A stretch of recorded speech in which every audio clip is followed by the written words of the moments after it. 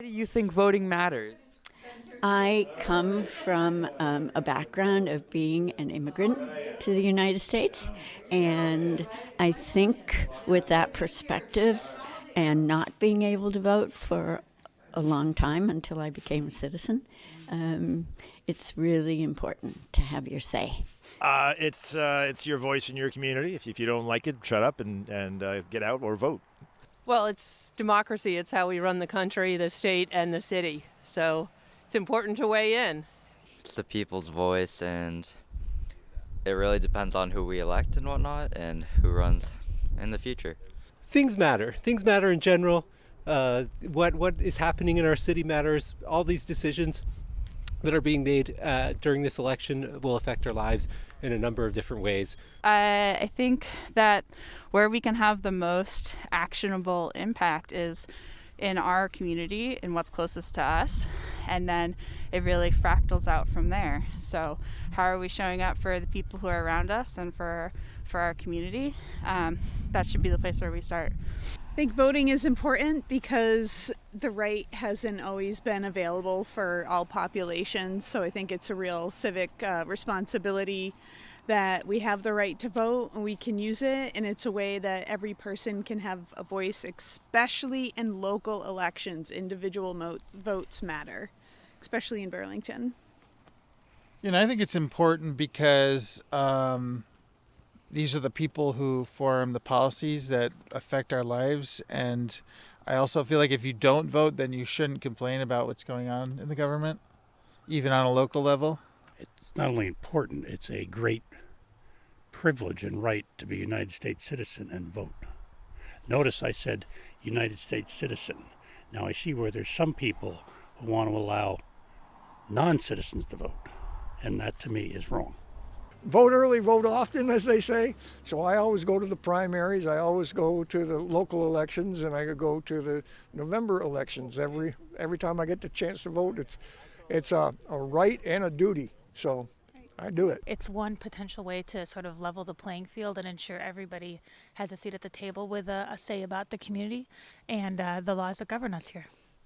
Because it's part of being part of your community rather than part of being not part of your community, and we all need more neighborly rather than this division that we have far too much of. I mean, you gotta let your voice be heard, I mean, like, we live in a democratic society, right? So like not everybody has that privilege or opportunity to like make their voice count and have a say in what goes on in their local government.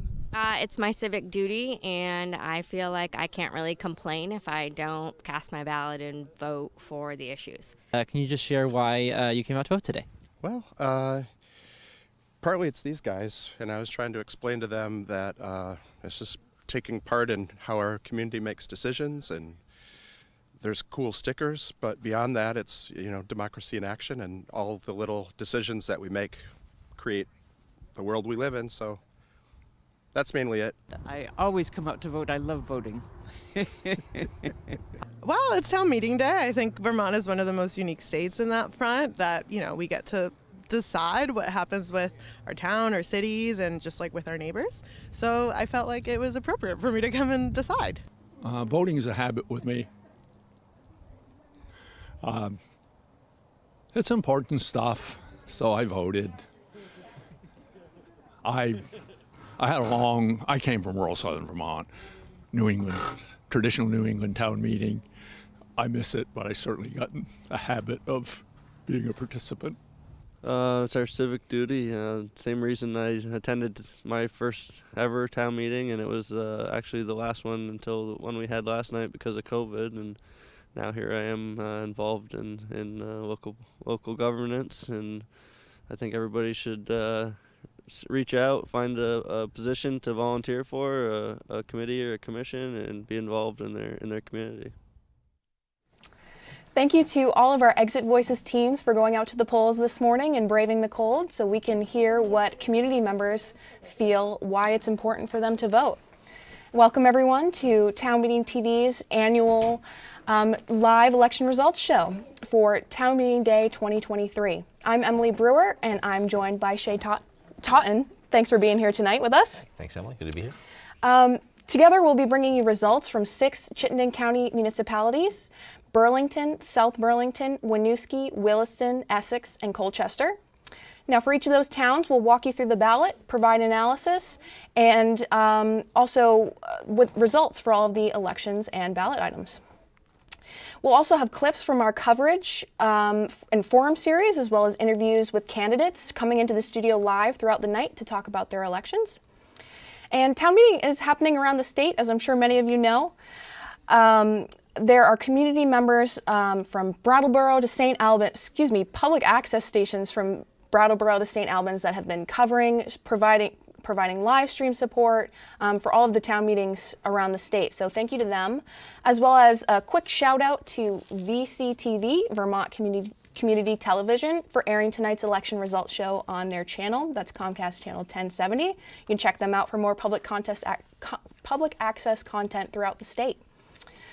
So it's a little after 7 p.m. at this point. The polls have just closed.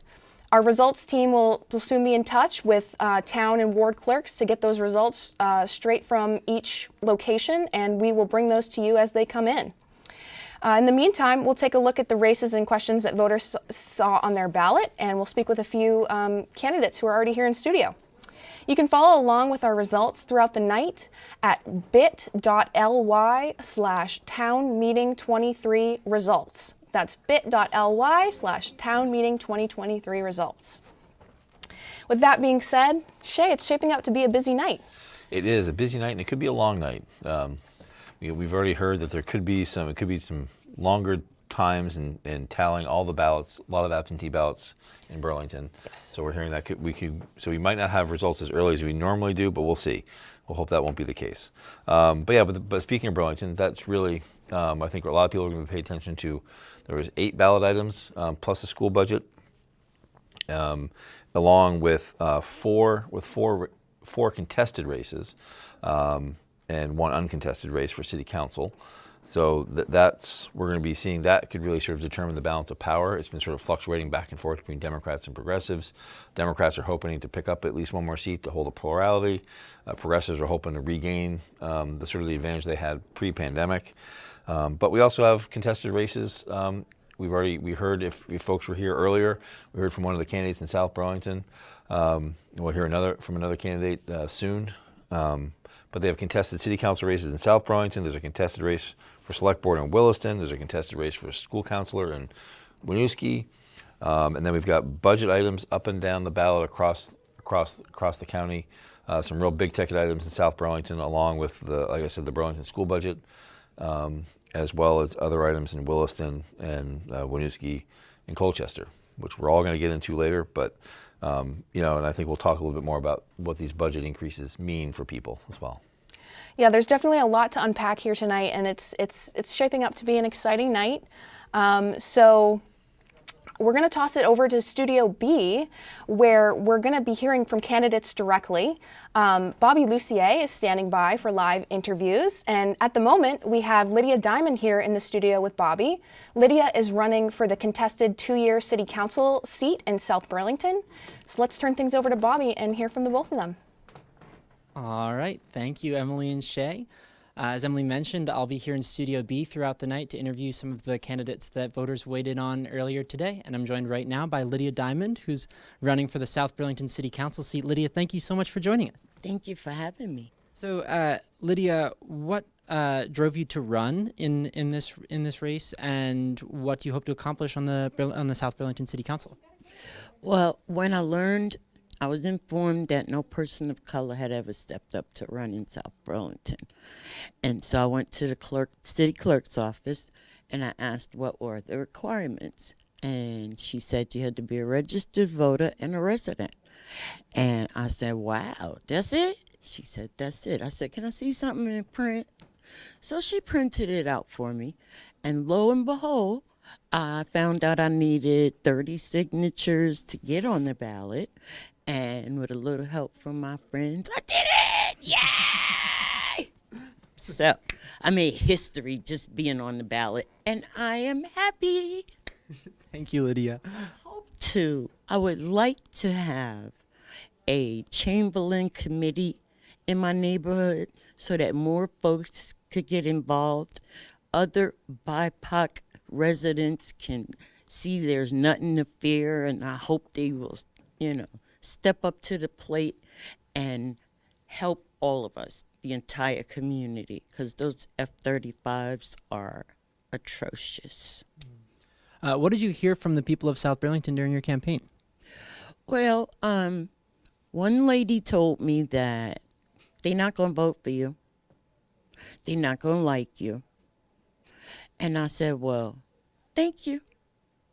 And I kept on going. But I did get some, my neighbors, because I'm a renter, my neighbors cheered me on completely. Yes, Lydia, yes, that would be great for you. We need you. And so I did it with the help of my neighbors and friends. And I want to help my community be better and grow. And I want others who look like me to step up and represent. What do you see as some of the biggest challenges facing South Burlington, and how do you hope to address them? Well, one of the things I'd like to see in South Burlington is folks not being evicted during the winter. I think that's unfair. I think it's traumatic. And as well as the F-35s. I feel like the F-35s have traumatized our children in the community enough. I'm a grandma, and the F-35s traumatize my grandchildren. So they visit, they visit less, but they are so loud that you can't do anything but just hold on to something until it's over. And I just feel like those type of airplanes in our community hurt more than they help. So, woo. Thank you so much, Lydia. I appreciate you being here, running for South Burlington City Council. I'll pass it back to Emily and Shay in Studio A. Thank you so much, Bobby and Lydia, and thank you, Lydia, for joining us in the studio tonight. Looking forward to hearing more from you, Bobby, as the night goes on.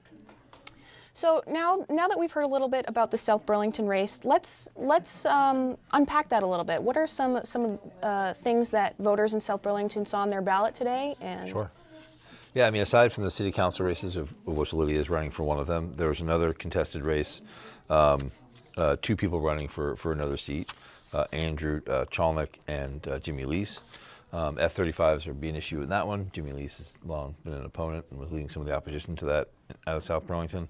But really, I think what a lot of folks in South Burlington probably saw, at least what I was curious about, like from the outside, not living in South Burlington, living in Burlington, is that there's a lot of budget items on the South Burlington ballot this year. A lot of city items are related not just to the budget, but also related to the TIF district and bonding to do more infrastructure work for their downtown area they want to build. Also for a major infrastructure bill bonds, as well as more sort of infrastructure bonds that would include this new sort of bike pedestrian walkway over 89, which I think everyone is sort of probably excited about, especially if you're a UVM college student who wants to get to Target or the mall. It's an easier way to walk going over that way than trying to go over that very narrow walkway that's there now. So a little safer. So it'll be interesting. That and the school district itself had not only an increased school budget, but it also had a separate bond item to do some renovations in the school. So they split that out of their budget. So yeah, I'm really curious to see how South Burlington voters go. I mean, they're usually pretty supportive of their school district, and they have, the teachers are paid well in South Burlington. I think it's a pretty well-known fact. They're some of the highest paid, teachers, and South Burlington sort of prides itself on its schools. So we'll see if that continues at the ballot box when they have all these other budget items on the city side of things to kind of keep continuing to develop its downtown and to continue to handle the influx of new residents coming in to the community. And that's definitely a through line that we'll discuss throughout the rest of the show, is this development throughout all of these communities, and just creation of things such as a city center and other things that these bonds will go towards. Right. Well, yeah, we saw that in the select board race in Williston. That was definitely a top issue for both candidates running for the contested seat there, was development and, and the zoning codes for Taft Corners and trying to infill some of that development more to make it more seem like a city center or a downtown area as opposed to sort of just, big box stores connected by through roads. Exactly, yeah. And we'll definitely be keeping our eyes on the South Burlington ballot items and how voters weigh in on those issues.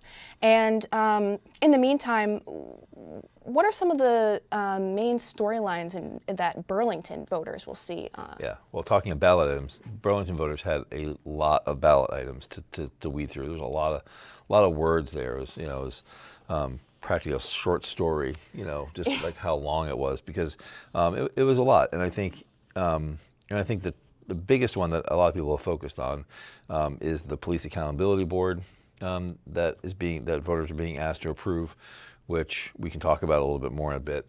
But there's also bring up expanding the ability for people who are not U.S. citizens but are legal residents of Burlington to vote in local elections. This is something that 2 other communities in Vermont have already passed, Winooski and Montpelier, and are seeing new folks vote in those elections and have voted already without any major complications. There's also ballot items around redistricting, changing some of the ward boundaries, some other minor election fixes, as well as Prop 0, which is another resolution that would allow more direct getting things on the ballot and making charter changes a little bit more coming direct from voters as opposed to having to go through rounds and rounds of discussions at the city council.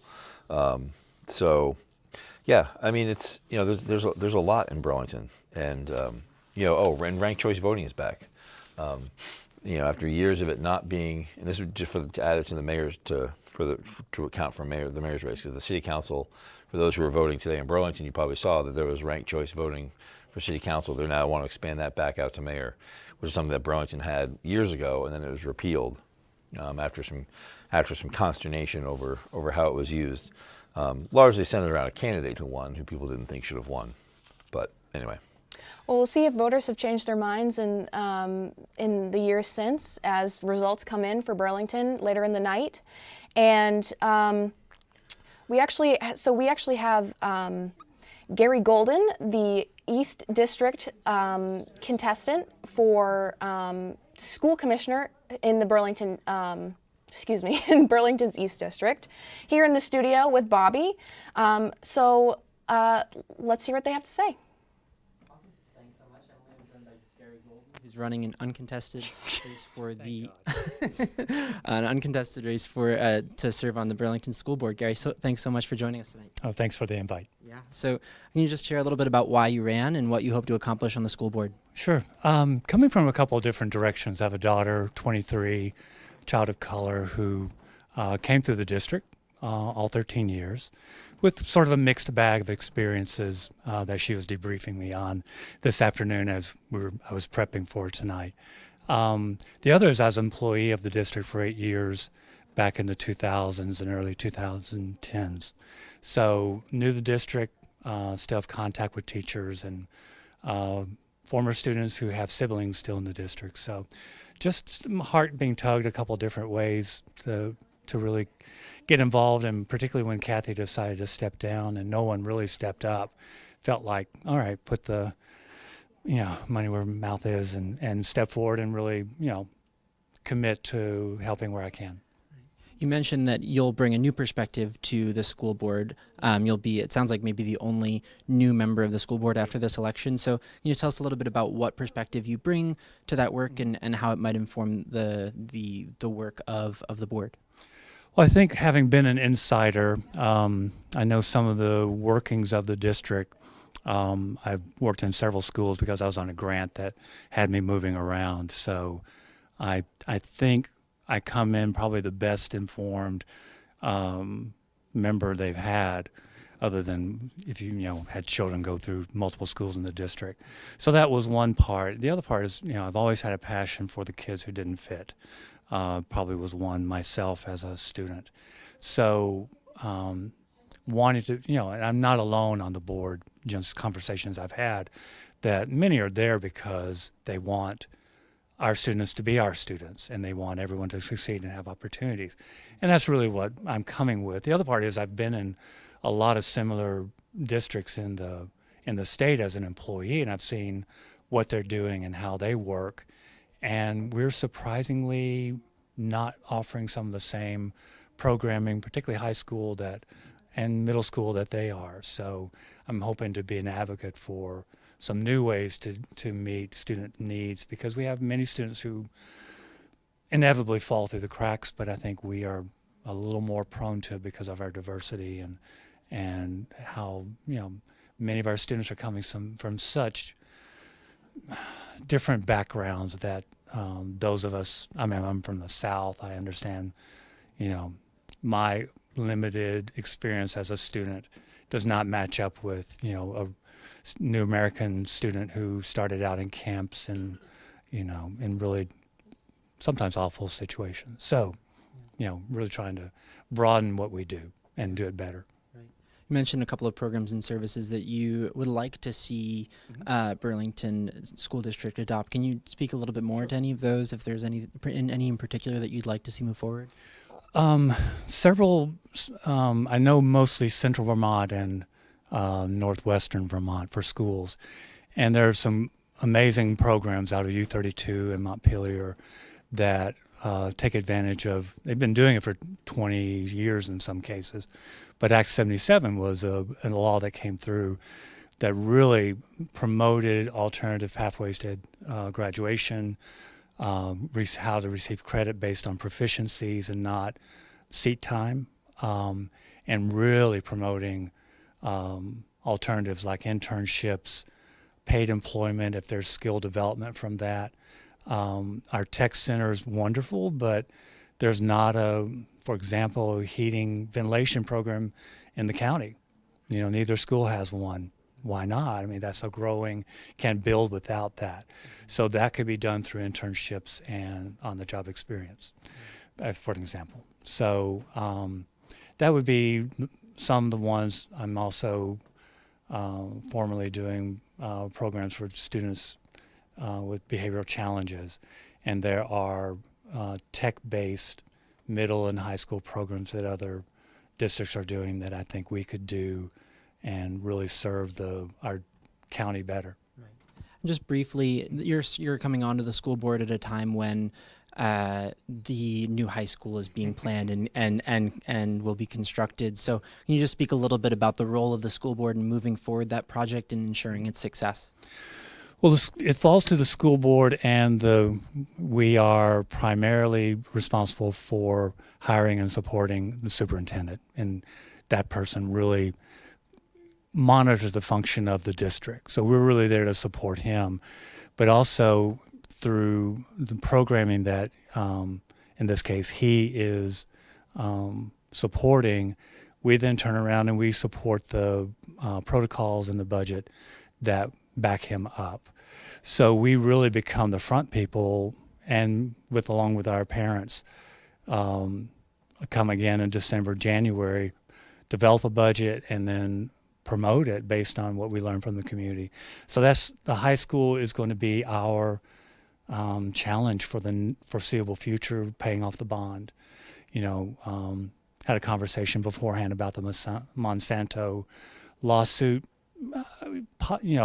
I would be hopeful that they have lost on this case before, so hopefully there's some information out there that we can use to promote ours. So part of it is paying for the school. My other role is let's make it a 21st century high school, use tech, share tech in classes with other high schools, so that we have Chinese here. There's not another Chinese program in the state. Why aren't we sharing that with other schools, and then they can share their specialties with us? So that's what I'm after. Great. Awesome. Thank you so much, Gary, for joining us tonight. Yeah, and I think we're going to throw it back to Studio A for some more check-ins and analysis on some of the results. Thank you very much, Bobby and Gary, for giving us some insight into your role on the Burlington School Board. And speaking of school and school budgets, Town Meeting TV hosted several budget and ballot presentations prior to Town Meeting Day for folks to get an idea of how what would be on the ballot, but also how it would impact them if budgets are passed. So we're going to roll a quick clip of some of our forums from those school budget presentations. Our priorities really needed to focus on academic growth and belonging. We know that we also have to look outside of teaching and learning and take into consideration identity, connection, direction, and proficiency. This is how we got from a little over an $89 million budget to just a little over a $96 million budget. Tax rate is about 1.2% below the statewide average for spending per equalized pupil, and about 1% below the statewide average for a spending increase. There was significant inflation, about 7% for energy, goods and services. The mandated health insurance increase of about 12.7%. And then the competitive labor market driving needed salary increases across all positions. Our estimated tax rates, you can see them with CLA applied in the center column. From that $1.30 base rate, they've all gone up, 20 to 40, almost 40 cents.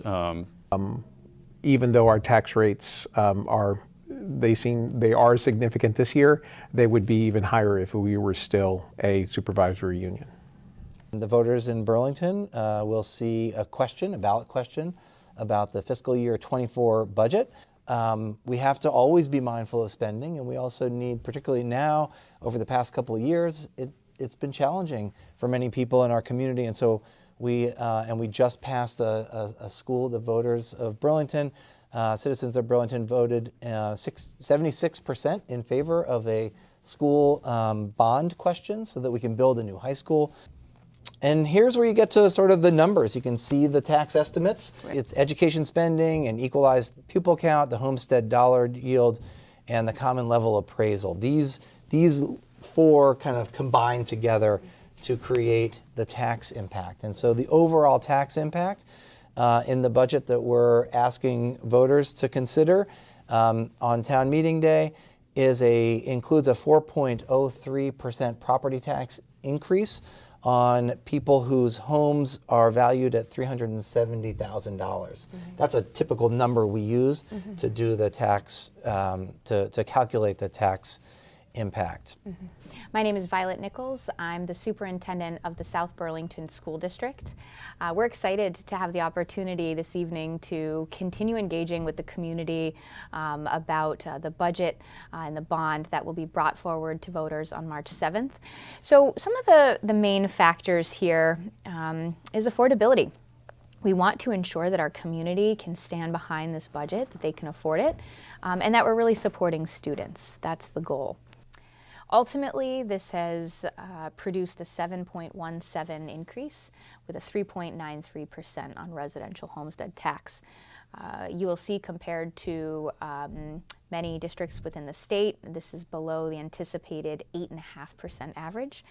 We worked very hard to get to this number. Prioritizing a bond this year, we know that we have significant deferred maintenance, and we need these zero energy modulars eminently for space. I think that we need to have the facilities keep pace with the modern way of providing educational services. My name is Kamal Dahal.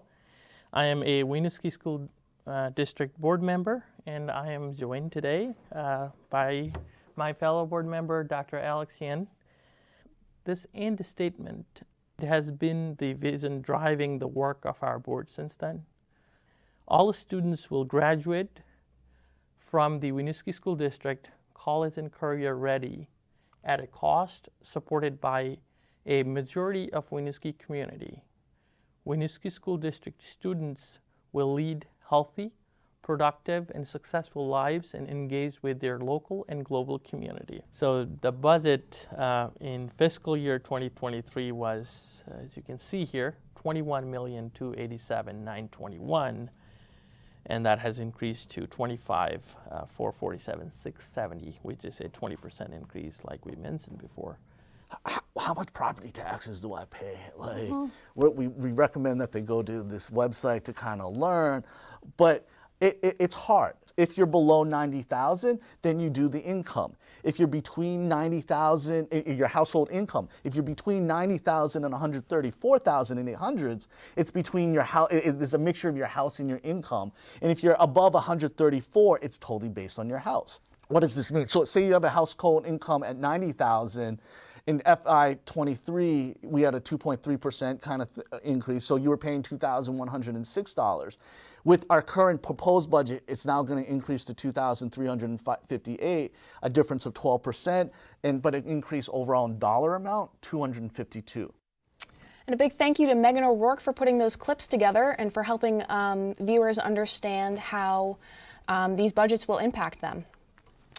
And Shay, so it seems like school budgets keep passing year after year. Do you think that will continue to be the case, or do you think voters will change their minds? That's the perennial question, and I think we're going to see whether or not the inflationary pressures that have been on household budgets that are being reflected in a lot of school and municipal budgets in terms of tax increases and overall increases, whether or not those two are going to collide. And, I have a South Burlington has always tended to be supportive of their school budgets, and there hasn't been a lot of anger towards school districts. Like sometimes every year, like you get there's a real heavy drumbeat on tax increases, especially property tax increases. But since a lot of that is now governed through Montpelier and through the statewide tax rate, and there's less pressure on municipal budgets or municipalities and school districts to kind of set that, there seems to be less pressure on them to do that, and so I have a feeling we're probably going to see them just sort of go through, because I think people understand inflation much more clearly now than they did maybe before, after a year of it.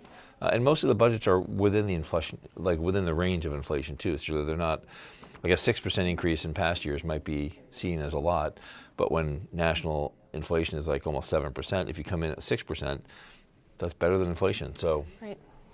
I think school budgets tend to understand, and they mostly tend to understand that too, and try to keep things pretty lean. Well, we'll definitely keep our eye on that and see how voters weigh in as results come in, which results have started to come in.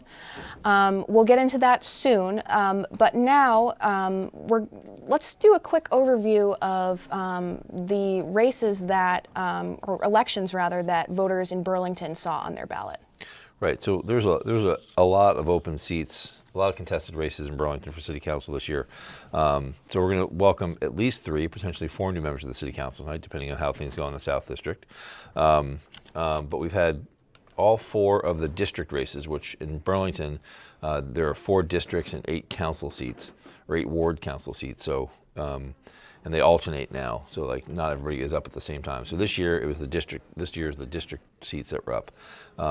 And so we have contested races in the Central District, Milo Grant and Avery Muskar. In the South District, we had a 3-way race with Joan Shannon, Will Anderson, and Fried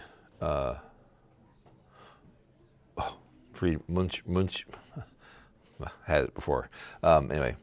I'll go back to that one.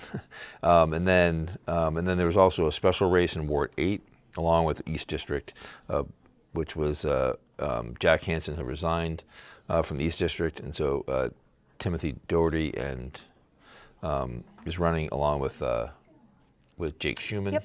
You can see on screen.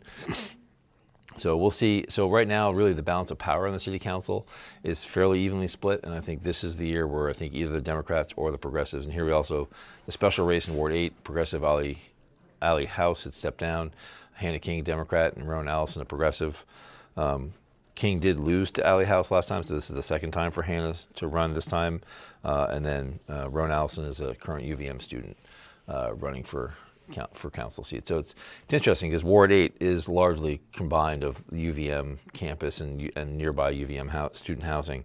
So and that's been something that's relatively new to Burlington over the past number of years. And so having that kind of voice in the council, especially in a very student renter heavy city like Burlington, that seems to be the case now. We have that's where usually the youngest councilors are coming out of Ward 8. on the city council. So we'll see if the progressives can hold that seat. And I think what they're hoping to do is at least maybe regain some of the ground that they lost over the pandemic. Great, and we will be keeping an eye on those results. If you want to follow along with us, you can find that at bit.ly/townmeeting2023 results. And that'll be our interactive election module where you can see in real time as our results room puts those results in. While we wait for some more results to come in, let's take a closer look at some of those ballot items that Burlington voters. Before we do that, though, Sure. it does look like we can say, it looks like from the sheet that I have here, that in the central district, so wards 2 and 3 in Burlington, Milo Grant, the progressive, looks like has won by a fairly comfortable margin, 67%, 33%, over Avery Muscar, so an independent, supported by Democrats. So that does look like that Milo is the winner in that. An interesting result also just came in that Hannah King was declared the winner for the Ward 8 election. Right, you were just talking about that one. So like Hannah had run previously, lost race the progressive. Democrats now regain Ward 8. So let's talk a little bit more about that balance of power now that we know that a progressive and a Democrat have been elected. Yeah, so now we're really it's going to be coming down to whatever happens in the South District. Joan Shannon, the Democrat, has very strong support in that part of the city.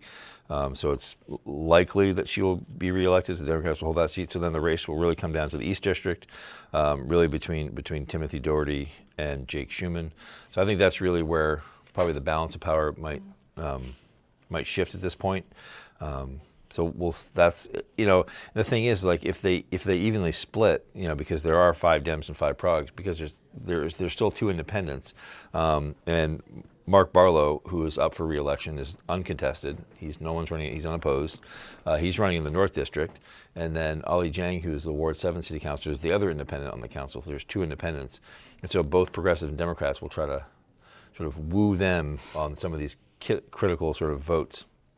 And surely the mayor, if he wants to get anything passed, is going to need the support of more than just his own Democrats.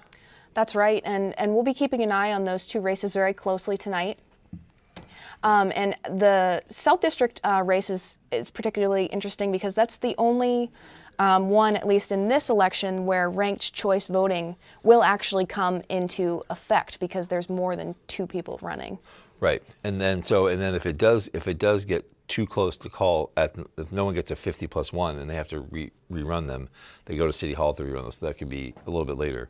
But Free Menarcia and then Bill Anderson and Joan Shannon. I mean, that'll be interesting because Free did run in the Progressive Caucus, and Bill Anderson won. It was like very small turnout, but it was like won by like 1 vote, or it was like elected by like the council, another council committee. So it'll be interesting to sort of see again whether or not Joan Shannon can hold off 2 challengers, and if ranked choice voting has an effect in this case, because I feel like that'll be we'll see if it happens, and if but I think because that's going to be the only one. Yeah, all the other ones, ranked choice voting doesn't matter. There's only 2 people, so at least there's one where we can see if See how it plays out. Exactly. So we'll be keeping an eye on that as well as all the other races. And in the meantime, let's dive back into those Burlington ballot items. Of Well, the top one is really the one that I think a lot of people have been focused on, and really the most money has been spent, the most lawn signs have been put out.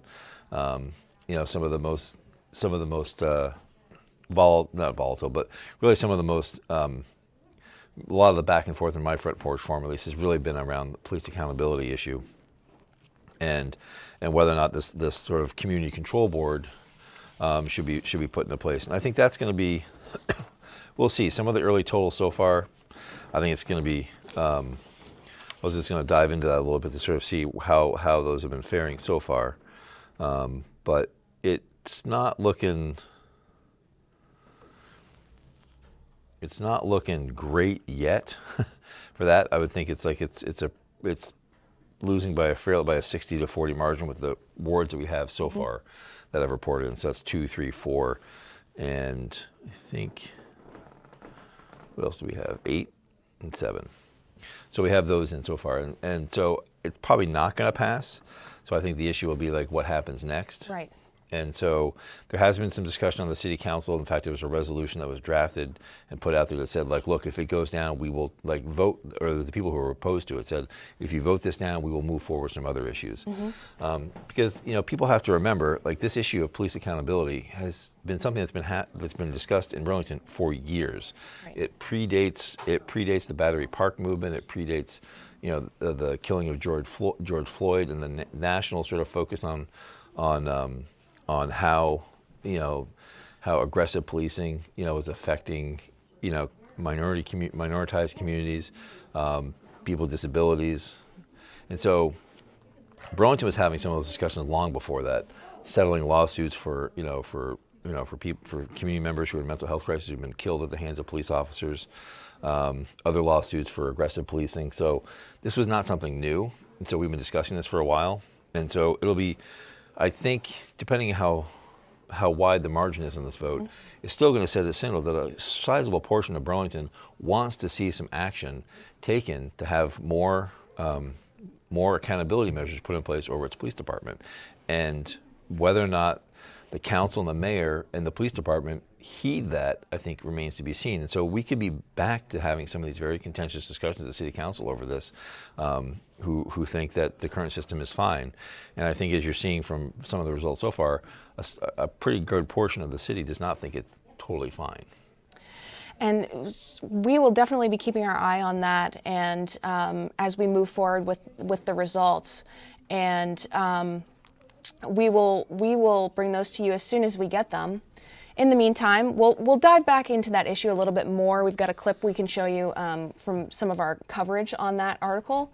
But before we get to that, we have Charles Judge and Bryn Oakleaf here from Winooski, both running uncontested for Winooski City Council. Well. I'm sure I didn't so, Bobby, let's hear from you. It was a very light turnout. The guy who ran.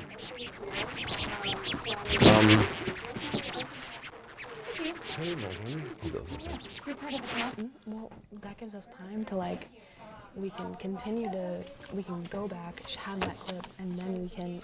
Yeah, because it looks like the. All right, so we're going to take a peek at our module right now.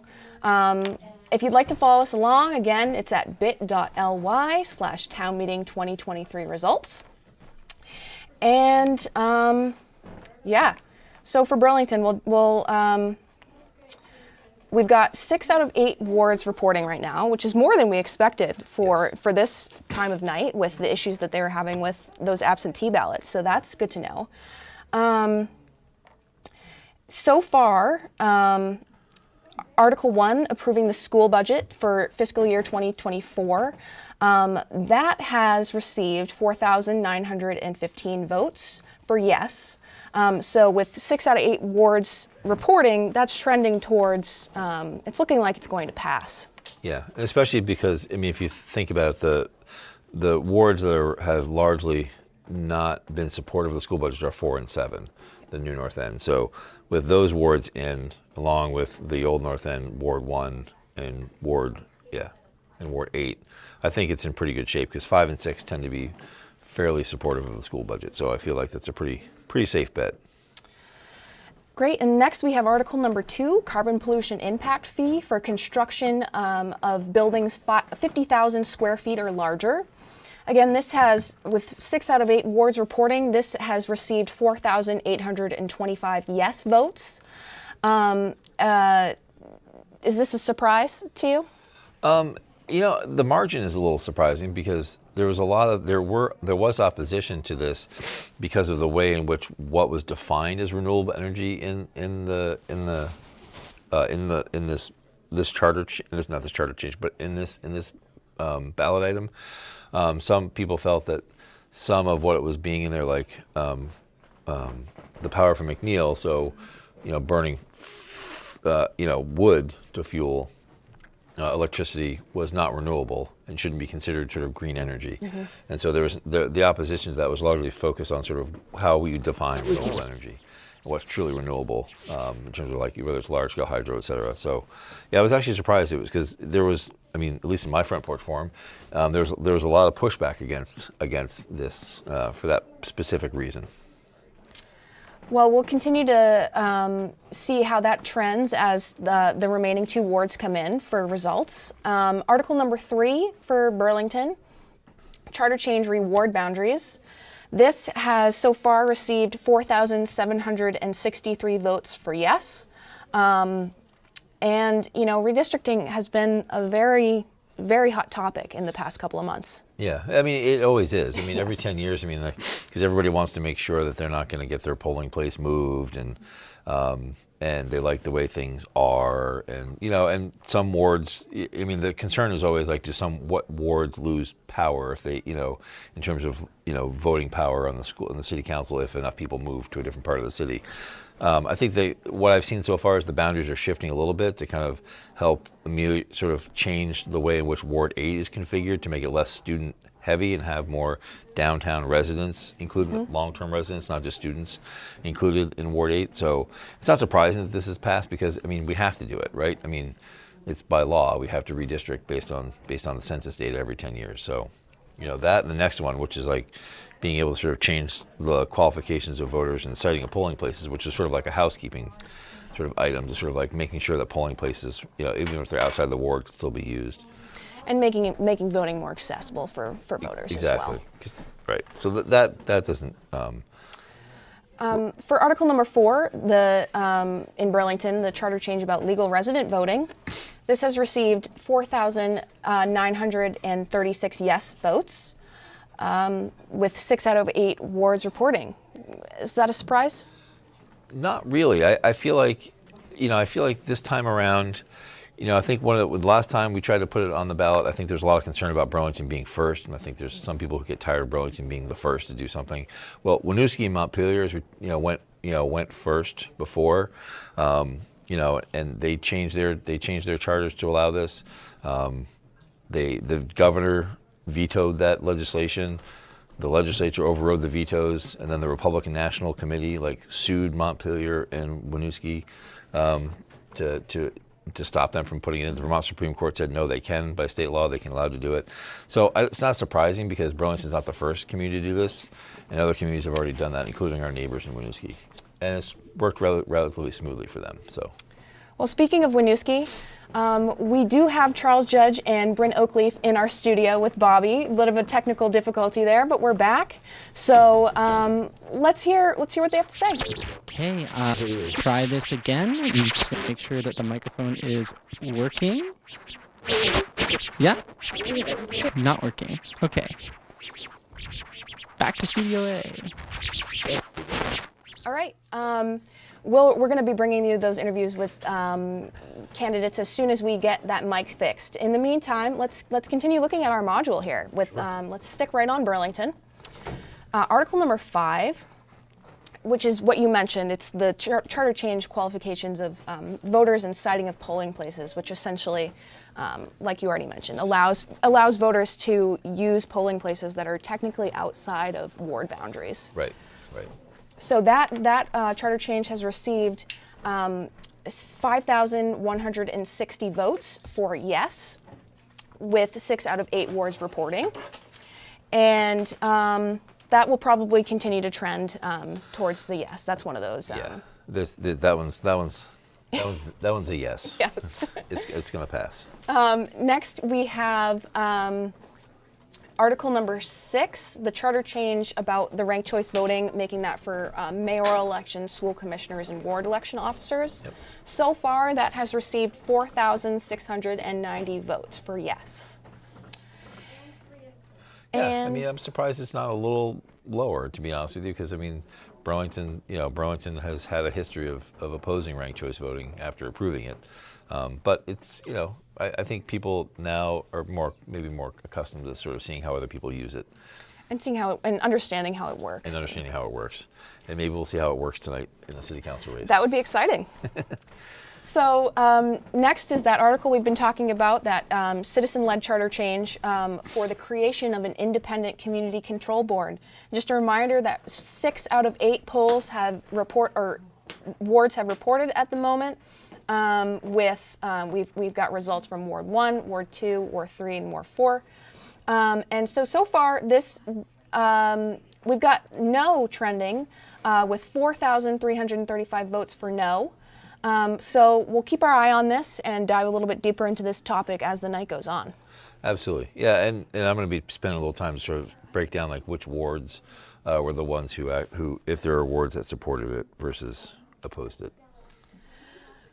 And for article number 8, the charter change, this is that Proposition 0 charter change. So far, this has 3,767 votes for yes. Any surprises here? No. I mean, I think this was a little. I think most people I talked to didn't understand it as much as they did the other ones, and so. But I think the folks who supported it did a good job at explaining what it meant, and so it's close, which I think is pretty much tracks on sort of how I've been seeing, even on the forums on here on Town Meeting TV, pretty good reasoned arguments for either. Absolutely. And so now we're going to move on to our results for some of the elections that Burlington saw. We have results for the Central District.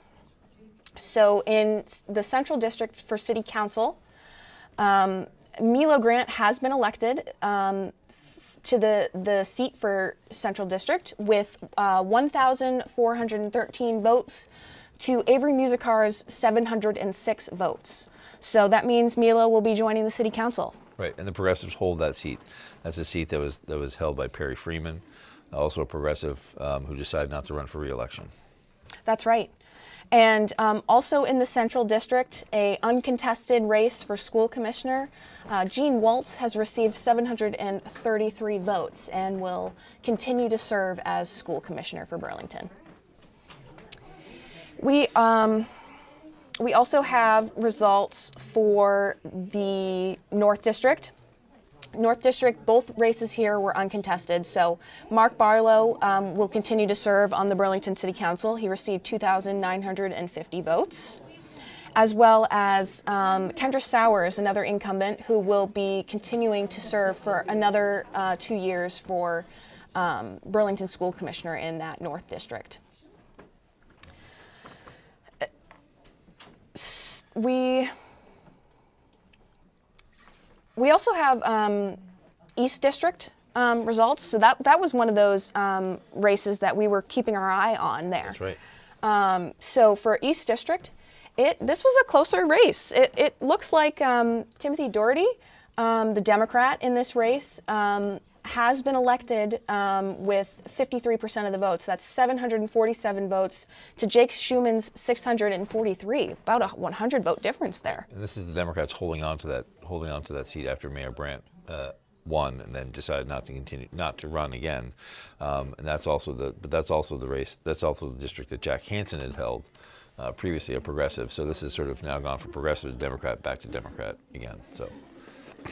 That's right. And also in the East District, we have Gary Golden, who we spoke to earlier in the night, elected to the school commission with 782 votes. So since East District votes are in, that means Ward 8, we already mentioned this, but Hannah King has been elected, another Democrat on the City Council, with 228 votes to Roan Allison's 187 votes. That is a very small voter turnout in Ward 8 there. Yeah, Ward 8 tends to be one of the smaller turnouts, especially in town meeting, non-presidential election year, which is when younger sort of students often come out to vote. Is the presidential election years. That's when you see bigger push. These local elections are harder. It's harder to get out folks. That's very true, and so it's impressive that. That many people actually did go out and vote, considering, I mean, we do our best here at Town Meeting TV to get the word out about local elections, but when you're young like that, sometimes it's a matter of multiple different factors. So just a reminder, if you wanted to check out our election results module, you can see that at bit.ly/townmeeting2023 results.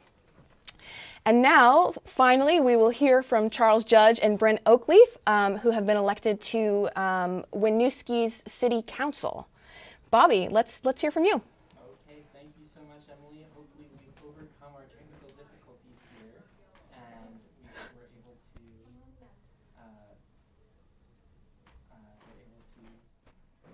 we're able to hear from some folks from Winooski. We've gained a couple of perspectives here, and so we'll hear from quite a few folks. I'm trying to do the math in my head, but I need to like write it down. I want to figure out like the council. I feel like it's different. We're going to start with you, Brandon. Just pass it down the line to here. All right, we're trying our best here to get those interviews out to you, you know, we really want to thank those candidates as well as Christine Lott and Alex Yin for coming in. We will hear from them soon, but in the meantime, maybe we can take a peek at Winooski results. So for Winooski,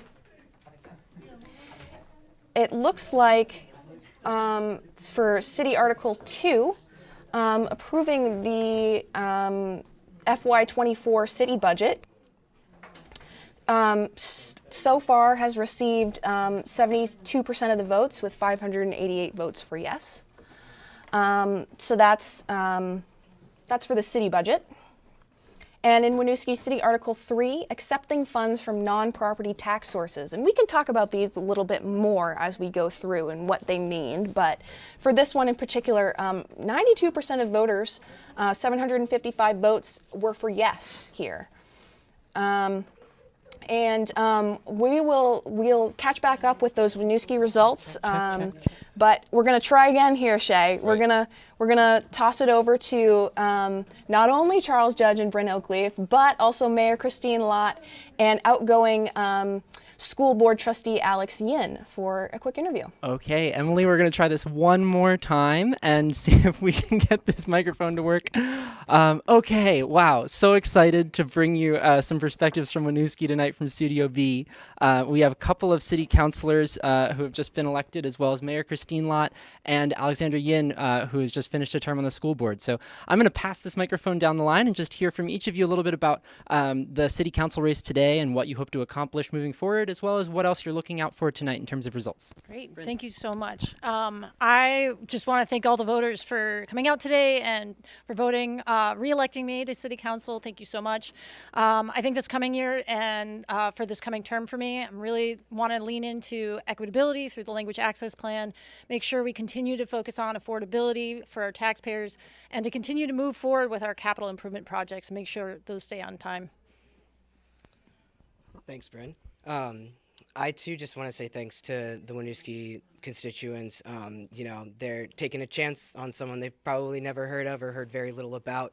And I'm just really looking forward to bringing a renter's perspective and a working class person's perspective to the city council.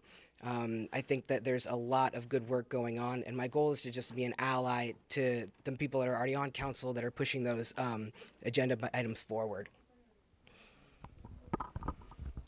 Well, congratulations to you both. I'm looking forward to working with you over the coming years. I would share some similar perspectives as Councilor Oakleaf here. We have been focused on carrying forward some pretty big projects that voters have supported over recent years, and trying to shift now towards bringing affordability and equity focus into our work. I think the team up here is interested in doing that as well. So very excited to look forward to what is coming to the city. Also, we'll note that the voter petition Just Cause Eviction passed, charter change, and so we'll see what happens with that in the State House. And finally, I want to congratulate Alex Yin for many successful years of service, 6, I believe, on our Winooski School Board. Thank you, Mayor Lott. And I also wanted to just say thank you to the city of Winooski for passing this budget. It was a great way to end my 6 years of service. It also, like, I know it was tough on the voters, but like we are now set up for really helping the education, really building the school to be the heart of our city and really have it grow together. I mean, there are so many exciting things that are going on. We have the capital project now going, and now we're starting to pay for that. We have the education funding formula to really help make the cost more equitable for our people. We're going to have a new superintendent coming up and stuff. So there are just a lot of exciting times. And I just want to thank the residents of Winooski for giving me this opportunity, for trusting me in the last 6 years. And I hope I did you all proud, but I now can take a little bit longer naps in the next couple of years and stuff. Awesome. Alex, Christine, Charlie, and Bryn, thank you so much for joining us tonight and for sticking around while we figured out a couple of technical difficulties. We'll pass it to you back in Studio A. Well, thank you so much, Bobby, as well as Christine, Alex, Charles, and Bryn for joining us here in the studio and bearing with us for all those technical difficulties there. We're going to stay with Studio B for a bit here, and we will hear from Milo Grant, who, before we jump over there, she has just been elected for the Central District representative on the City Council, Burlington City Council. And just a reminder for folks watching that the Central District is comprised of wards 2 and 3 in Burlington. Right. And Otherwise the Old North End. Also known as the Old North End. Exactly. And so that now has the progressive representative for them. Right. And we that continues to be the progressive stronghold in Burlington because they already have progressives in both the wards 2 and 3, and Ward 1, and then now they'll have now Milo Grant will join them. That was also that central district seat was held by a progressive, Perry Freeman, who decided not to run for re-election. So yes, but it's been a good night for Democrats in Burlington. They have, picked up, maintained the hold in the seat on the East District, and they picked up a seat in Ward 8, and we'll see what happens in the South District if Joan Shannon can hold on to her seat. And that would give the Democrats, more of a true plurality on the council. And we'll definitely keep our eye on that going forward. But before we get there, we do have Milo Grant here in the studio, and Bobby is over in Studio B with her, and let's see what they have to say.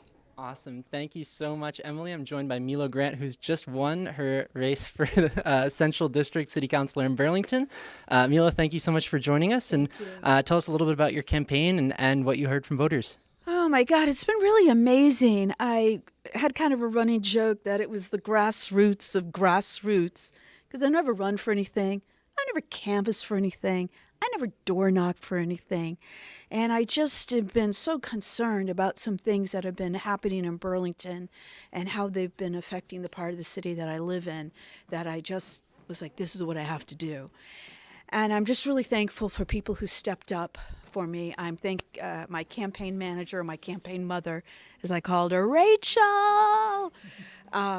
Really amazing, and just the people that came out of nowhere that knew of me and believed in me, but I didn't know them, but I just, tears in my eyes at times, and then door knocking and the response from people. So I'm really thankful. Yeah, and congratulations. I'm really, I'm feeling it.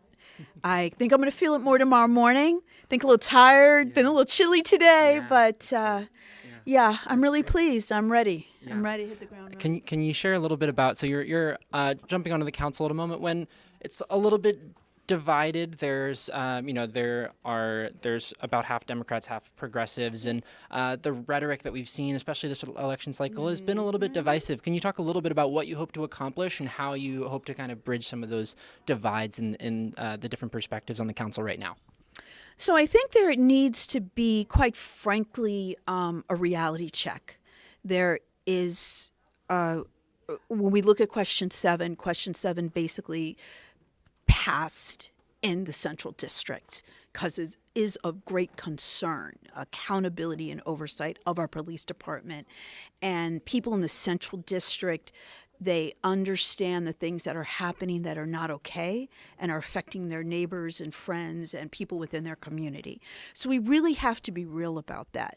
I am really, Council President Paul was at the Police Commission meeting last week and pledged to start working on something that's really just been hanging around since 2021, which is codifying what the Police Commission could be doing.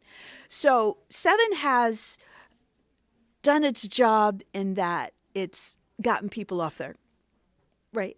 So something's going to move forward in that. And it has to move forward. And people, well-meaning people who really don't understand what's happening in the city have to wake up.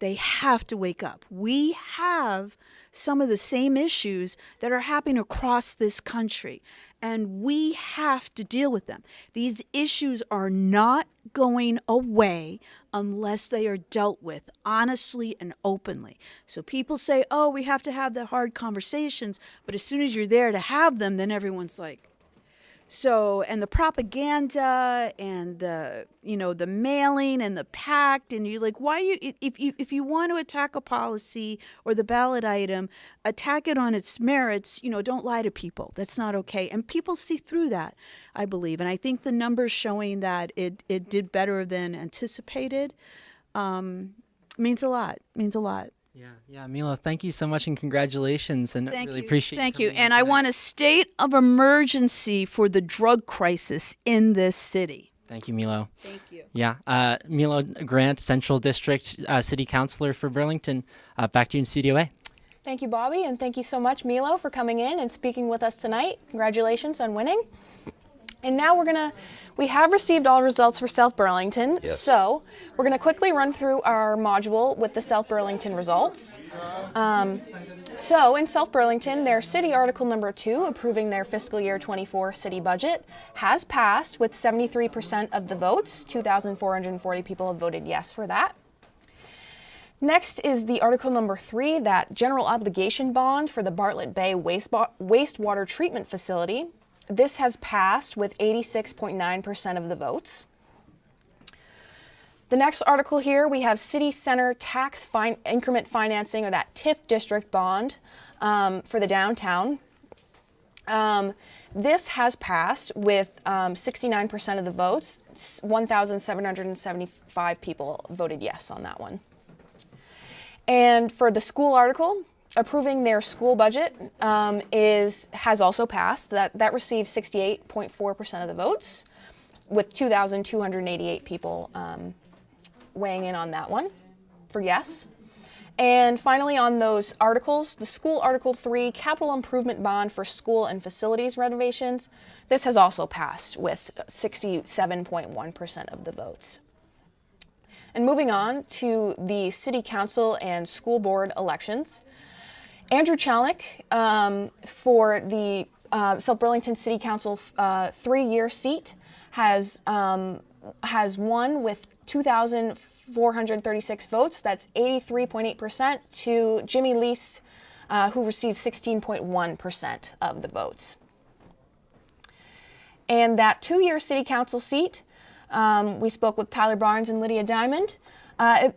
Tyler Barnes has been elected to the 2-year city council seat in South Burlington with 48.1% of the votes, to Paul Engel's 41.4% and Lydia Diamond's 10.4%. And for school director, this is a 3-year position. Alex McHenry, the incumbent there, versus Lisa Hickey. Alex will continue to serve as school director in South Burlington, as they received 55.6% of the votes. And next for school director, this 2-year seat, this one is very close here. We've got sitting school director chair Travia Childs. Right. Receiving 49.5% of the votes, 1,453, to Brian Companion's 50.4%. That's 1,481 votes. So that's a pretty narrow margin. It's the closest election we've seen so far tonight. Yeah, so that's an interesting race there in South Burlington. And continuing on with the South Burlington races here, we do have Andrew Chalnick, who has just been elected to South Burlington City Council for the next 3 years, here in Studio B with Bobby. So let's hear from them.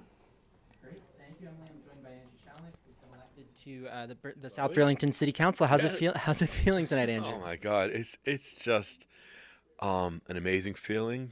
Campaigning is a lot of work, and I'm humbled and grateful for the support of the community. I said when I started this race, I love this community.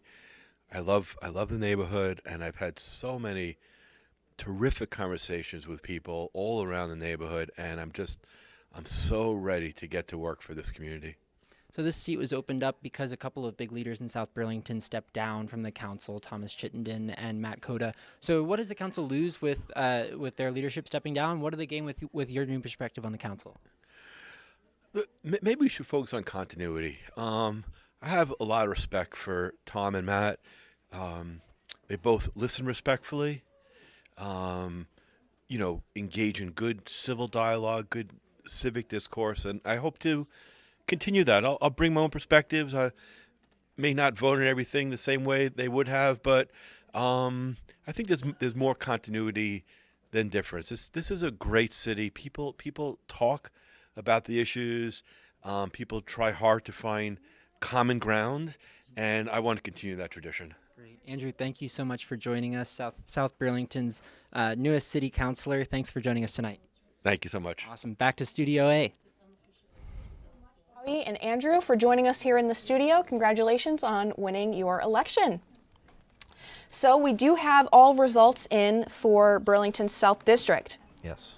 And this was that race we were keeping our eye on because the winner needed to get more than 50% in order for it to go through. And so in the South District for City Council, incumbent Joan Shannon has been reelected with 73.8% of the votes. That's 2,243 people voting for Joan, to Billy Anderson, who received 449 votes, and Fareed Munarsia, who received 344% or 344 votes. So 73.8% is well over the margin Joan needed to be declared the winner. Absolutely, absolutely. And this gives now the Democrats, if my math is correct, and viewers can correct me if it's wrong, but by doing the tally with the pickup in Ward 8, which had been held by a progressive, and holding that seat there, the Democrats now have 6 of the 12 seats on the city council.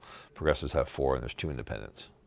So it'll be interesting to see how that makeup plays out in the next couple of years. Exactly. And we do have Joan Shannon here in the studio with us. So we're going to turn it over to Bobby and hear from Joan. Great. Thank you, Emily. I'm joined by Joan Shannon, who's won the South District Burlington City Council race. Jones, thank you so much for joining us tonight. Thank you, Bobby. I'm glad to be here. Great. So can you talk a little bit about what you learned in your campaign this year, and also what you're keeping an eye on tonight in terms of the results of the ballot items that were on the ballot in Burlington? I definitely heard a lot about public safety on the campaign, and there was a lot of discussions, particularly about ballot questions 7 and 8, which were the Police Control Board, and the referendums, Proposition 0 on question 8. And I think that people in the city clearly, I really appreciate that when people read the actual ballot language, the language of the charter changes that were being proposed, they seem to have rejected them handily. Right. And so it sounds like the majority of the folks who voted against that ballot item number 7, and there was a big chunk of Burlington's constituents that did vote in favor of that and were looking for that form of police accountability. Can you talk a little bit about what the city council might do instead of that method of establishing accountability for the police department that you hope the city council will take up moving forward? I think that when you put before the voter something called community control of police, that a lot of people reading that and reading the short form question, it sounds like a great idea, and so a lot of people will vote yes on that. But when they were presented with the actual language, people said no. They were not supportive of the idea of creating a new department in the city with an investigative office, a 9-member paid board, all to supervise what we now have is about 29 officers on patrol. Does that mean that they don't want us to dig deeper into police accountability? I don't think that is what that means. But there are a lot of directions that we could go in. Some people want the commission to have more oversight of the police department. Other people want to look at other models. I think Boulder has a good model. We also have to figure out something that is scaled to Burlington appropriately, and I really think we should be looking for state oversight because, truth be told, every community in this state should have appropriate police oversight, and it should be consistent across the state. It should not vary from community to community. So I think that we should be looking to that. And it's also a good way to get independence, is to take it from outside the city, outside the department, to a professional oversight board, which is how every other profession in the city is regulated. Joan, just briefly, as you're reelected to the City Council, what do you see as the Council's top priorities right now, and what do you expect your work will be moving forward? We have, well, in the South End especially, we have new zoning being proposed in the South End that I think is going to get a lot of attention. Public safety continues to be the #1 issue. People are really upset about conditions in the city right now, and they expect change. Last summer was really rough, and there are people in our community that are really hurting, and they need help. And we really need help from the state and the federal government. There's a certain level of social problems that cannot be solved by municipalities alone. We are doing our best, but there's a fire hose coming against us, and we need a public safety net. Thank you so much, Joan, for joining us tonight, and congratulations on your win in the South District. We're going to pass it back over to Studio A. Thank you very much, Bobby and Joan. Thank you for coming in, and congratulations on your re-election to Burlington City Council. That being said, let's get on back over to our election module. If you want to follow along, that's bit.ly/townmeeting23 results. And in Burlington, Article number 1, approving the fiscal year school budget of $104 million has passed with 68.4% of the votes. That's 7,191 votes, with all wards contributing here. Article number 2, carbon pollution impact fee for the construction of buildings 50,000 square feet or larger. This has also passed. This received 67.2% of the votes, or 7,046 total votes. Article number 3, this has to do with the redistricting and ward boundaries. This has passed with 72.5% of the votes, 7,076 people voting for that. Article number 4, charter change about legal resident voting. This has also passed with 67.9% of the votes, 7,143 people voting yes on this item. Article 5, this is that charter change about the qualifications of voters and citing of polling places. This has also passed with 76.4% of the votes, 7,623 people. Article 6, this is that ranked choice voting charter change for mayor, school commissioners, and ward election officers. This has passed with 64.4% of the votes. And on to those citizen charter changes. Article 7, that one we were talking about a lot earlier, for the creation of independent community control board. This has not passed. This has been voted down with 63.2% of voters in Burlington voting no on this item. And finally, Article number 8, the charter change for Proposition 0. This has also been voted down with 52.8% of Burlington voters voting no. That's 5,366 votes to 4,787 votes. So, any surprises there? Well, it was interesting because I think the earlier results we had, without not all wards reporting, is the final item, Prop 8, the ballot item 8, Prop 0, was passing. Right. And sort of the later wards that came in clearly turned the direction the other way. Not surprised about Article 7, the police oversight board. There's been a lot of opposition to that. The mayor was opposed to it. Union members were opposed to it. So that was the one that had the most funding spending against it to pass. So not as surprising there. And we will be hearing from current City Councilor Jean Bergman, a proponent of that charter change, later on. But for now, we're going to go through our Essex results. We've received results for the town of Essex. And Article 1, adopting that fiscal year 24 budget of $15.4 million, has passed with 68.4% of the votes. The next article here is increasing capital reserve by 1 cent on the tax rate. This has passed with 62.9% of the votes, 604 people voting yes here. The next article, reorganizing the town charter, which a lot of these articles had to do with the separation of Essex Town from Essex Junction. Right. This has passed with 82.6% of the votes. Right, and the city of Essex Junction is actually going through the same thing, where they're actually having to reorganize their charter as well. So, And we'll bring you coverage from their town meeting, which happens later in April. Essex Town, the next article here, the charter change about regulating license fees. This has passed with 79.1% of votes. And this is that charter change in Essex that Winooski also saw on their ballots about enacting residential just cause eviction.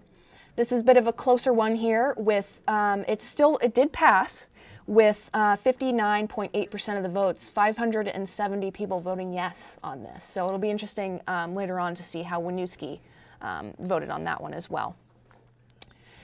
And the next town article here, the charter change regarding the recall of select board members has passed.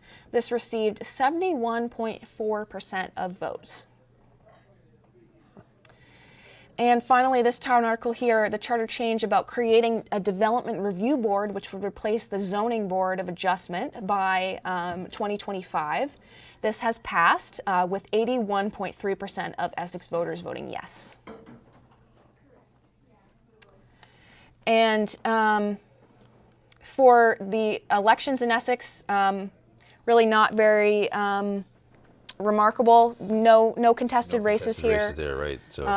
So both incumbents, Andy Watts and Ethan Lawrence, will serve another 3 years on the Essex Select Board. Yep, exactly. And moving on, we've got Williston. Williston has an interesting contested race here, which we'll get to in just a moment. Town Article 5, which was authorizing the budget for fiscal year 24 of $13.9 million. This was passed with 69% of voters turning out to say yes today at the polls. The next article here, approving a GO bond to balance to purchase a solar array. This has passed with 77.4% of votes. Finally, Article 7, another GO bond to purchase a new ambulance. This has also passed, unsurprisingly, with 78.4% of votes. And so, 2 uncontested races in Williston. Right. Gene Jensen and Terry McCaig will both serve on the Williston Select Board, Terry being the current Select Board chair. And here's the interesting one. That contested Select Board race in Williston between Mike Isham and Ellie Beckett. Now, Mike Isham received 50.1% of the votes, 772 people voting for Mike, to Ellie's 49.8%. That's 768 votes. It's a 4-vote margin. It's a 4-vote margin. That is really close. So that is definitely the closest race for tonight. I'm personally not surprised, considering they both have pretty prominent roots in that Williston community. They do. They're both well known. They both have actively served in some capacity, or their families are well known to everybody in the community. So it wasn't surprising. It was that's really close. That's really close. That is significantly close. Yes. So Mike Isham, at the moment, has been elected to the Williston Select Board, even though it's a 4-vote margin. He will serve on the Williston Select Board for 1 out of 3 year term. And we'll get to some of those other results soon for those other towns. But in the meantime, we do have current City Councilor Gene Bergman, representative of Ward 2, here to speak with Bobby about the Independent Oversight Board charter change. Great. Okay, thanks so much, Emily. I'm joined by Gene Bergman, Ward 2 City Councilor. Is that correct, Gene? Yes, it is. And Gene, you were an advocate for a pretty loud advocate for the passage of Article 7 across Burlington, and it looks like that did not pass tonight. So can you just share a little bit about what you think the voters of Burlington said tonight with the results here? Well, I was not only a loud but a very proud supporter of that. And I actually think that considering the opposition, the fact that we got almost 37% of the vote means that there are a significant number of people in Burlington who are dissatisfied with the status quo. So while I'm disappointed, I'm actually heartened that folks rejected what I had major problems with the opposition campaign, and I don't need to go into them, and I want to move forward on this. So my hope is that as the council starts and the mayor start to move forward, and we get a chance to take a look at this issue, that we're going to recognize that even the opposition said that there needed to be improvements, significant improvements to police oversight, and two, that 37% of Burlington voters rejected the no and the opposition to what was proposed. So I think, and in my ward, actually it won 2-1. So I feel heartened by that. But there's a lot of work that we need to do, and as a community, the most important thing is that we come together and we build consensus. I do think that actually this vote, the campaign, gives us an opportunity to do that, and I'll look to work with people to make that happen. Yeah. So, Gene, back in 2020, progressives across the city ran pretty successful campaigns and were able to enact some progressive ordinances for the city. And since then, it seems like it looks like the council will have a Democratic majority, possibly a Democratic supermajority after tonight. So what do you think has changed in Burlington that has caused voters to shift in that direction? And how does your work change as a progressive city councilor now that there are more Democrats on the council? Several questions there. So I actually think that if you look at the numbers and where the votes have changed, you'll see that it's in wards 1 and 8. Redistricting will change dynamics, so it's hard to project in the future. But the election in Ward 1 was decided by like 100 votes. That's not a big shift, and it's always been a swing district. Ward 8, I think, was 40 votes, right? So we're not looking at this huge rejection in my mind. And I think that, like with the police oversight, people draw that conclusion at their own risk. And I think it also is to the detriment of the city. If we believe that we are a small p progressive city, that Democrats and independents and big P progressives are in line with, there it is. There's something there. Oh, it sounds like we're gonna. Sorry, Gene. It sounds like we're gonna throw to the mayor. We have the mayor and Halverson. Well, of course, I can't compete with the mayor. Okay, so we're gonna throw to the mayor and Halverson's of the Democrats. Sorry, Gene. We'll hear from the mayor in a minute. David, thank you. What a great room to walk into. What a great night that Burlington Democrats have had.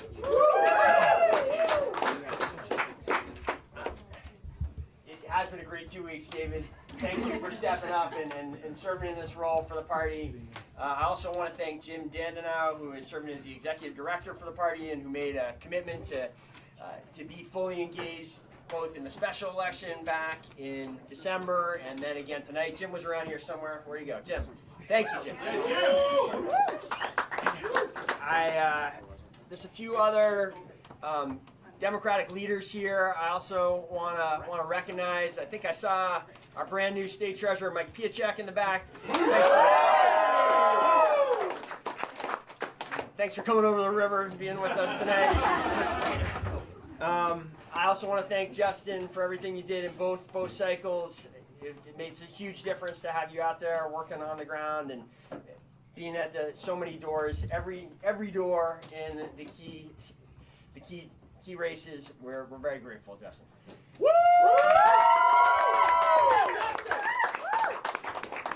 City Council President Karen Paul is here. Karen wasn't on the ballot tonight, but has been a huge part of the last year with the leadership she's brought to the City Council and her long commitment to the city.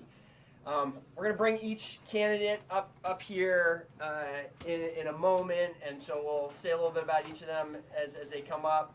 I do also want to make sure, though, that we recognize tonight Adam Roof for his leadership of the Burlington Democratic Party. Adam's over here. I'm over here. Adam took over the party and in a challenging time has had to lead us through multiple pandemic era caucuses, has had to figure out issues that no chair has ever had to work on before, and has also been there on the ground in more city council races than anyone else in the city for years now, and tonight it showed, and you deserve a lot of credit for tonight's situation.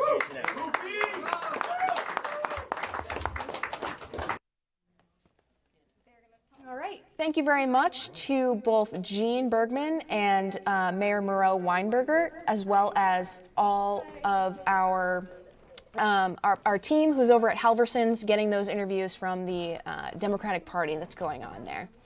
So thank you to both of them for speaking with us. And next we have Mark Barlow, who was just reelected to Burlington's North District, here with us in Studio B to speak with Bobby.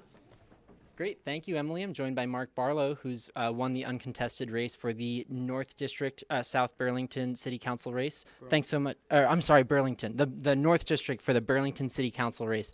Mark, congratulations. And how's your day today? How did you feel about your campaign this year? Well, my campaign was easier than my previous three for sure, but I spent a lot of time trying to educate voters on the ballot items, specifically ballot item 7 and ballot item 8. And so I spent even today doing that and continuing that work. Right. What were the conversations with voters like about those two ballot items?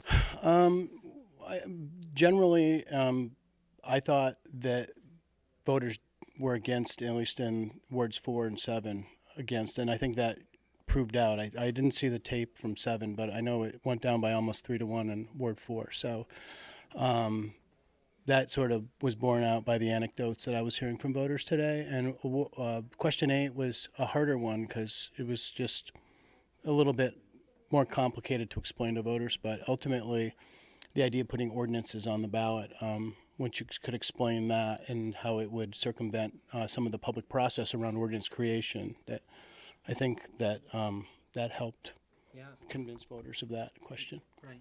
Were there any of the other, I know there were a couple other ballot questions out there today for Burlington voters. Any others that you're keeping an eye on that you're looking at the results for tonight? Well, I'm interested to know how legal resident voting went and how I believe ranked choice voting passed, right? Is that true? Do you know? That sounds right to me, but I'm not sure. I'm not sure either. I came here from the polls, so yeah. Great.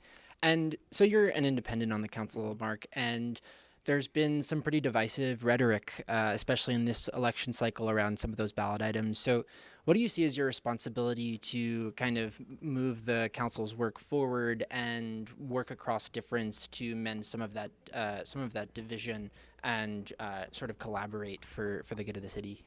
Well, I think it's important. One of the reasons I consider myself an independent because I think the party labels limit you in some ways, and I've always made it a priority of mine to, try to work with people on issues, other counselors, and even when I was on the school board, on things that we agree upon. We may disagree on things, but there are always things we agree on. And the other point I'd make is everybody who's in this work is in it because they're trying to do good. And whether or not we agree on what the right policies are is a whole different matter. So I think there's always room to find common ground with folks.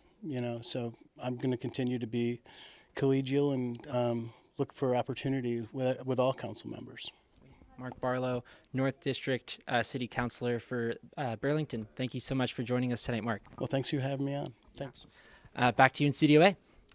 Thank you, Bobby, and thank you to Mark for joining us in the studio tonight. Congratulations on being reelected to Burlington City Council for the North District. And for folks either that have been here with us all night or you're just tuning in, we do have all of the results in for elections in Burlington, South Burlington, Essex, Winooski, Williston, and Colchester. We'll get to those momentarily, but in the meantime, if you want to check out and see how your town, city, ward voted, check out our election module. You can find it at bit.ly/townmeeting2023 results. And yeah, definitely go ahead and check those out, and we'll be going over those soon. And before we move on to our next guest in the studio, I just want to say thank you to all of the folks who have made this election live results show possible. I mean, from our Exit Voices teams who went out bright and early this morning at 7 a.m. when the polls opened, to all of the folks that are making this show happen at the moment, right now. It wouldn't happen without them, and we're very thankful. It's true. You can't see it, but it's extremely busy. It's very, I wish we had like a behind the scenes live cam, because you would see everybody working their butts off to get this show out to you folks. So just thank you everyone for tuning in and powering local democracy. And again, if you want to check out those results before we get to them, that's at bit.ly/townmeeting2023 results. So now we have Jimmy Lease here in the studio. Jimmy was running up against Andrew Chalnick, who we heard from earlier. And Bobby, let's hear from you guys. Awesome. Thanks, Emily. I'm joined by Jimmy Lease, who is a candidate in South Burlington for the City Council. Jimmy, can you tell us a little bit about your campaign and what you heard from voters this year and what you accomplished on the campaign trail? Sure, but first I'd like to congratulate my opponent, Andrew Chalnick, who ran a very good campaign. I'd also like to thank my volunteers. They were wonderful. And I'd also like to thank all the people who voted for me. They really registered. By doing so, they registered opposition to this F-35 that's causing enormous suffering in the Burlington area, particularly in the Chamberlain neighborhood of South Burlington. So what I learned is that there is there's enormous feeling of feelings because of this F-35. There's intense suffering. It's causing pain, injury, and trauma to people, and it has to stop. It's wrong to have it in a city, and it's unsafe, and it's illegal under the military zone regulations. So this is something that I'm going to continue to work on. I started a Substack. We've already put out 100 articles describing all aspects of the F-35. It's free for people who want to subscribe. And the election campaign was just another way of bringing the issue forward. We're going to continue to find ways to bring it forward, on whether it's the noise or the emissions or the all the other, just the targeting of Burlington that it brings, that it makes the city a target because it's a nuclear bomb delivery vehicle. So there's all these issues that have to be addressed. You're not allowed to put such dangerous military equipment in a populated area. Every military person is trained that way. We can stop this. We have one of the things I learned recently is that the city and the state have the power to halt the F-35 training. Under our federal system, the training of the National Guard is a state function. So the state has the power, and the state has delegated power to the cities, towns, and villages to protect public health, safety, and welfare from vehicles of every kind, and by regulating those vehicles. And so we have the power. We should use it. And I'm going to be working as much as possible with the city council, including Andrew. I think we can eventually. It's not just one election campaign that's going to do it.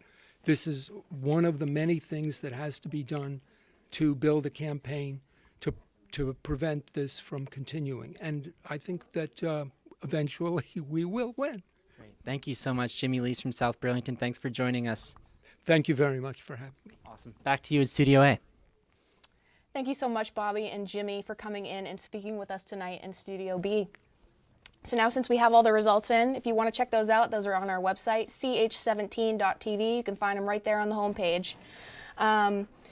let's move on over to Colchester. We haven't really spoken about Colchester much, but there was a hot ticket ballot item here, which we'll get to in a moment. But their town article approving the fiscal year 24 municipal services budget has passed with 73.6% of votes. Next, this is that article we were talking about. This is that recreation center that folks have been weighing in on for the past couple of months here. So GO bonds for town recreation center, which would be $6.9 million, has passed with 57.2% of votes. A little closer than the other votes, but it passed. Exactly, yeah. And finally, the school article for Colchester approving their fiscal year 24 school budget of $52.4 million has passed with 73.3% of votes. And for Colchester, on their select board and school board races, all are uncontested. So the 2-year seat for Colchester Select Board, Jackie Murphy, an incumbent, has been re-elected and will continue to serve. Next, another incumbent, Maureen P. Dakin. This is a 3-year seat that she has been re-elected to. And for the school board, a 2-year seat, Ben U.C. Hines, an incumbent for the school board, will continue to serve another 2 years on that Colchester school board. And also for the school board, a 3-year position, Lindsay Cox, another uncontested incumbent, will also serve on this Colchester school board. So, you know, Winooski, that was one of the ones we were speaking about earlier with the just cause eviction. So let's take a peek at results coming out of Winooski. If you were with us earlier, we heard from a slew of A whole array of Winooski people from elected officials. Exactly. So that was thank you to them for coming in. City Article 2 approving their fiscal year 24 city budget of $9.2 million has passed with 72.7% of voters voting for yes. And the next article here in Article 3, accepting funds from non-property tax sources. This has passed with a resounding yes, 92. And what voters don't want to have something coming from not from property taxes, right? Right. Yes. So where am I? That has passed with 92.1% of votes.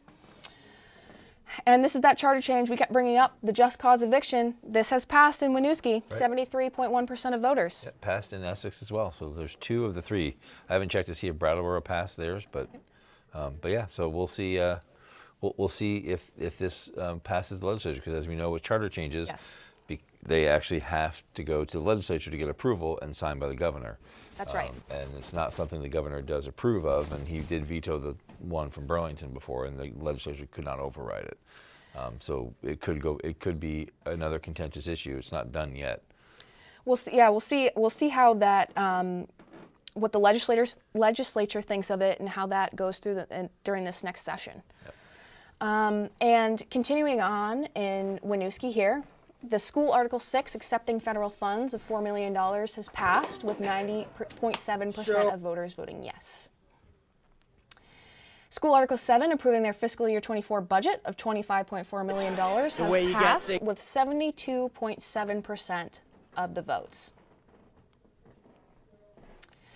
And City Council here, we've got 2 seats, both uncontested. We heard from both Bryn and Charles earlier in the night.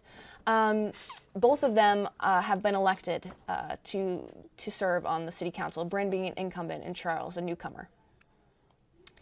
Winooski School Trustees, we've got a 3-year seat here. Allison Burlock, who's an incumbent, will continue to serve for another 3 years. And this is that one contested race in Winooski. Right. Robert Miller has won this election with 58.2% of votes to Jordan Knat's 41.7%. So Robert got 401 votes and Jordan received 288 votes. And, you know, like I mentioned earlier and like folks saw earlier in the program, we had a lot of teams out at the polls this morning speaking with voters and having them weigh in on ballot item initiatives, candidates. And so now we're going to take a peek at how some Winooski voters felt about these ballot items and candidates. there anything on the ballot that really brought you out today that you're excited to vote on? I think the just cause eviction piece on the ballot is really important. We're in a very difficult time with our housing crisis, and matters like that should be taken up for people to decide, and I felt like it was appropriate for me to vote on that. Yeah. And today it looks like the city of Winooski has the chance to elect the state's first all LGBTQ city council. How are you feeling about that? Was that a factor at all in your decision to vote today? Yeah, definitely. Getting a lot of news and recognizing that that's a huge step. I mean, it's super important, especially with the trends that we're seeing at the national level, to send a message that there really is an opportunity for cities to take ownership and lean into the idea of no hate, and that representation really does matter. So it's really cool, I think. Can you just share why you voted today? Why? Why you voted today? Vote this one is cool. This one housing very good. This one very property very helping, very good. Well, know one thing. I'm concerned. I'm a landlord in town, and I'm pretty concerned about the wording of the just cause eviction article. So I voted against that. But otherwise, no, it's fairly normal. I mean, all the school budgets are high this year, so it isn't just Winooski, but that hurts too. But I did support it. I voted because I think it's important to vote for local elections, important to vote to expand school budgets, and this year especially voting for an all LGBTQIA school board or city council. Yeah. Just cause eviction, I think that I am not a fan of just cause eviction. I think that we should have more protections for tenants and tenants' rights. Yeah. I voted because I believe that tenants need a little bit more power. Especially in the renters market that we're in right now, it's incredibly difficult to find a place to live, especially a place to live that is anywhere near nice. And when you find something nice, it's incredibly expensive, and then you're still at the whim of the landlord. And that can be really scary. And I think a lot of people experience that, myself and my friend who I came to vote with today. So I think that I'm hoping that just cause evictions will be voted in, and that there's more power to the renters. Thank you. And thank you to our Exit Voices team out in Winooski for getting those interviews with voters at the polls. It's always interesting to see how people weigh in when they're out there. Absolutely. And why it's important, why people value being able to have their voice, to see what's important to them, Absolutely. Hearing from renters who think that just cause eviction is, is necessary in this kind of market, and landlords who are concerned about it. I mean, right. Well, we're getting to the close of our show here. We're going to run through all of the results that we have in from our 6 municipalities that we've been covering throughout the night. Starting with Burlington, approving Article 1 for approving the school budget. This has passed with 68.4% of the votes. Article 2, this is that carbon pollution impact fee. This has passed with 67.2% of votes. The charter change about ward boundaries, this has passed in Burlington with 72.5% of the votes. Article number 4, the charter change for legal resident voting, this has passed with 67.9% of the votes. Article 5, the charter change about citing of polling places, has passed with 76.4% of votes. Article 6, this is that ranked choice voting charter change for mayor, school commissioners, and ward election officers. This has passed with 64.4% of votes. Article 7, the charter. These next two articles are the citizen-created charter changes. The creation of the Independent Community Control Board did not pass and received 6,653 votes for no. That's 63.2% of votes. And finally, for Burlington, Article number 8, Charter Change Proposition 0. This has also been voted down with 52.8% of voters voting no. And in the East District, for School Commissioner, Gary Golden, who we saw earlier, will serve there on the School Commission. Still in the East District, for the City Council race, Timothy Doherty will join the City Council with after receiving 53.7% of the votes. Ward 8, the special election we've got here for between Hannah King and Roan Allison. Hannah King will now serve on the City Council, and she received 54.9% of votes. Moving on to the Central District for School Commissioner, Jean Waltz has been re-elected to serve another 2 years on that school board. And staying in the Central District, Milo Grant has been elected to Burlington City Council with 66.6% of votes. Next, we've got the South District for School Commissioner. Jeff Wick has been re-elected and will continue to serve another 2 years. And for City Councilor in that South District, Joan Shannon, the incumbent, has received 73.8% of votes, like I mentioned earlier, well above the margin with that ranked choice voting for her to be elected onto the City Council.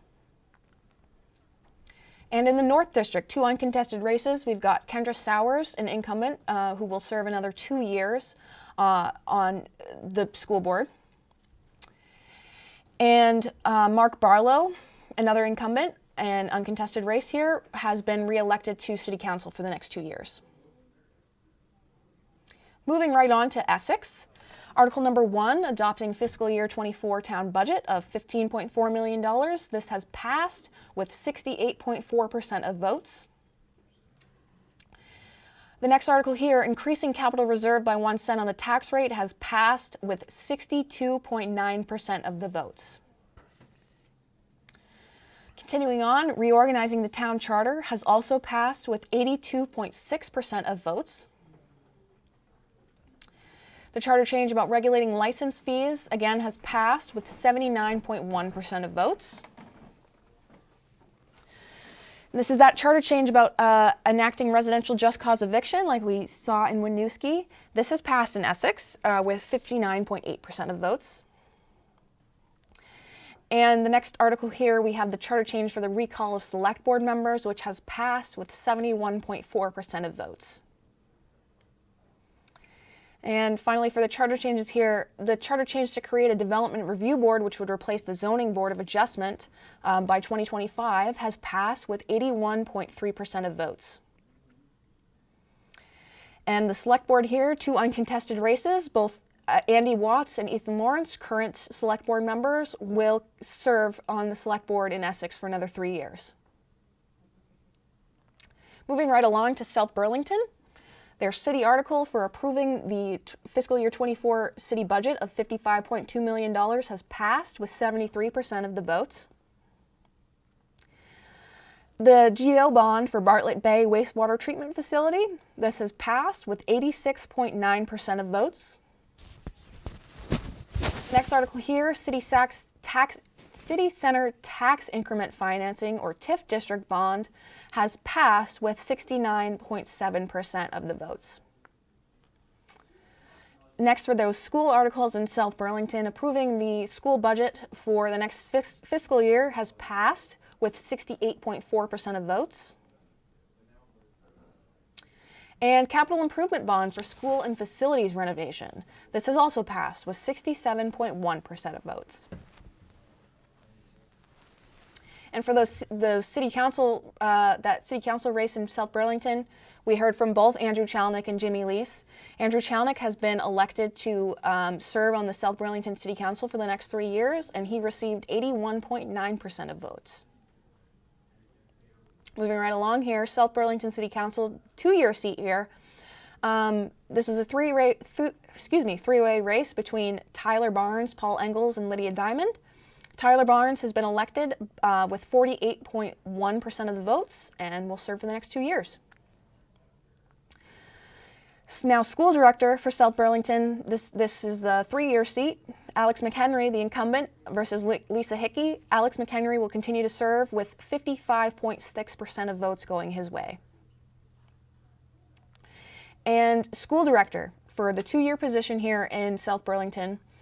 Another close race with incumbent Travia Childs losing re-election to Brian Companion, who received 50.4% of votes and will now serve for 2 years as a South Burlington school director.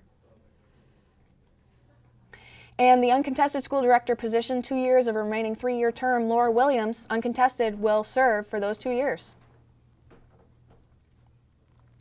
And jumping over to Winooski, City Article 2, approving their fiscal year 24 city budget of $9.2 million.